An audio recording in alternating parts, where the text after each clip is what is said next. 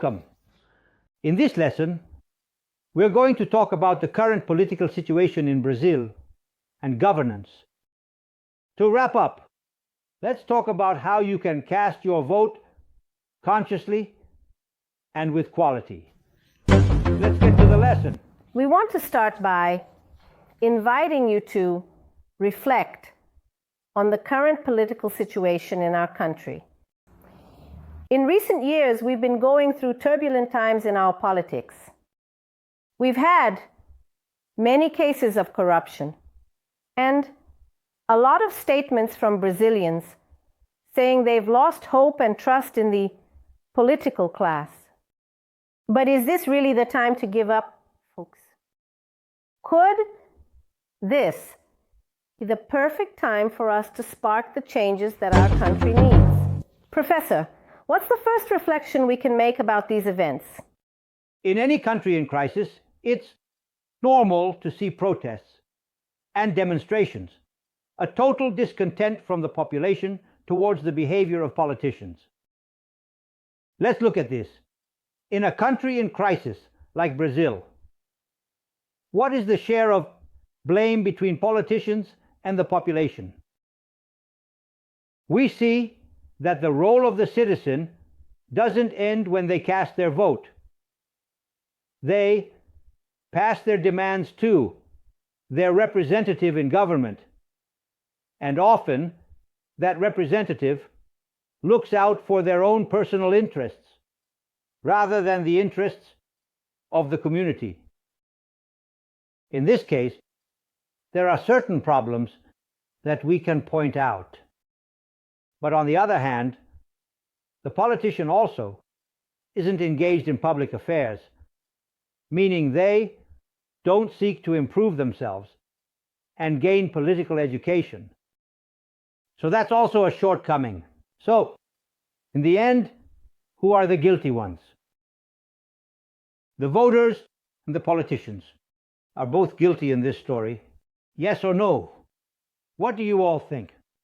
That's a point to reflect on. It's really interesting. Our course has brought to the forefront the awakening to political awareness. This is really important, folks. What else did our course offer? It offered us the opportunity to act as agents of change, as transformers in society, and to engage actively. In other words, in an active way, we have to react to personal actions. What does it mean? Monitoring political actions so we can keep track of the projects that are submitted. Empowering ourselves with our rights and duties is practically the definition of citizenship, which is an inherent quality of a person in exercising their rights and obligations, participation in political life as well. We see that the Ministry of Education is pioneer of this initiative. This is really important. Start political education through schools, folks. And all these actions will definitely change the future of any country, including Brazil.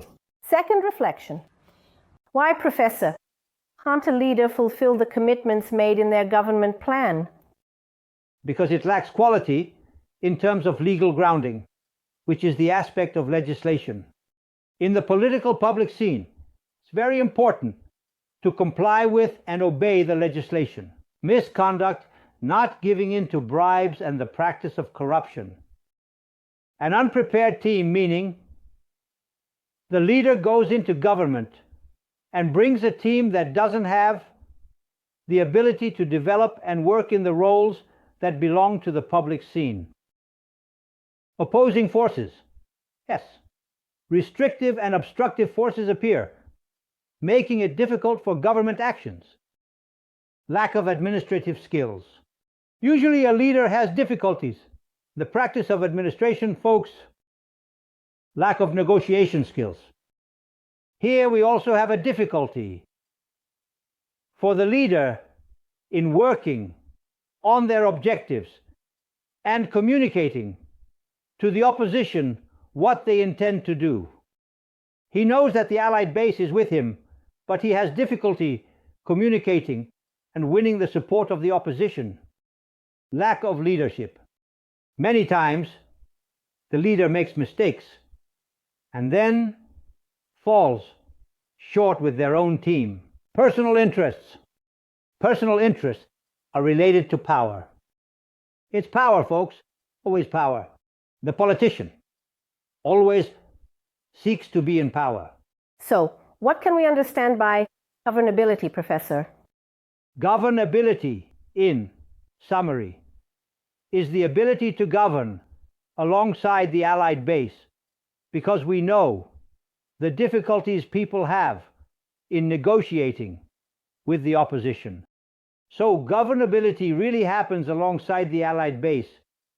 And to govern means to manage, to have the ability to manage public assets and public services. Negotiation skills. What does it mean? Offering positions, get projects approved in the legislative and executive. We call it a bargaining chip.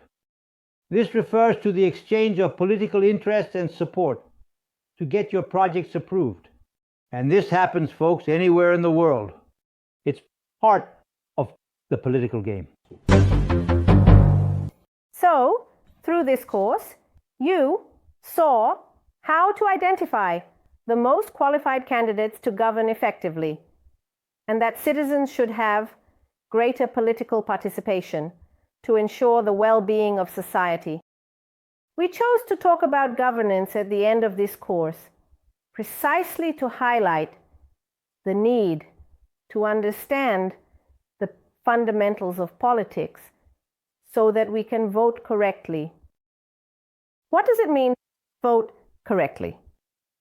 We need to care not only about the people we choose to represent us in government, but it's also about analyzing the projects and programs advocated by the candidate, studying whether we identify with their ideals. When we talk about values, folks, there's no right or wrong. That's very personal. Right or left, there's no better or worse. There is identification. Everyone thinks in their own way. The priorities are different for each group or segment of society. So, it's necessary to have coherence in the choice of representatives, both in the legislative and executive branches, in relation to the purposes defended by both. For example, if we approve a project from a candidate for mayor, we need to vote for a candidate for city council who isn't against that project.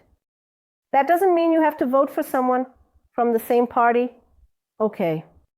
Because many times people don't pay attention to this detail, which is very important, and can compromise the governability of the elected manager. That's why, folks, we want to wrap up this course by leaving this message for you. Being a citizen is much more than just voting on election day. It's about participating, knowing, and being interested in what happens in our city, state, and country.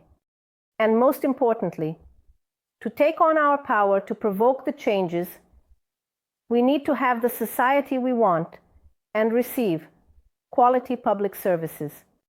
Thank you very much for being with us, and congratulations on being another agent of change in society. We at Conquest School hope to see you again in our upcoming courses. And until then,